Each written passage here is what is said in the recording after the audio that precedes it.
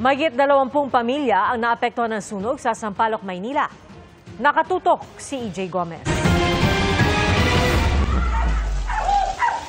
Sunog dito sa harapan namin.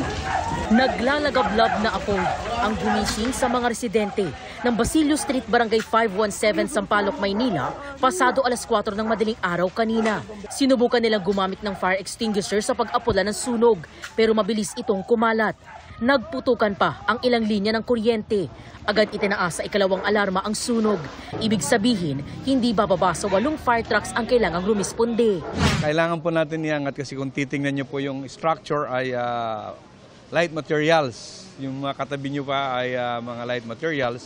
Sa tala ng Bureau of Fire Protection o BFP, 6 na bahay ang natupok. 25 pamilya ang apektado o katumbas ng humigit kumulang 75 individual. Wala po kami nasalba, yung mga bata na lang po iniisip namin.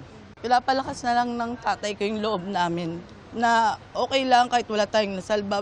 Basta yung mga pamangkin ko, yung anak ko, ligtas po kaming lahat.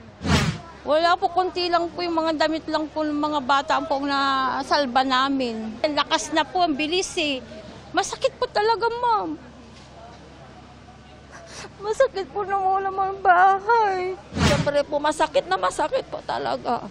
Hindi namin, ilang taon na po kami, wala pa po akong anak, dyan na ako. 30 plus na po yung panganay ko, dekada na po kami. Ayon sa BFP, abot sa 300,000 piso ang pinsala ng sunog. Inaalam pa ang sanhi ng sunog na tuluyang naapula mag-aalas 7 ng umaga kanina.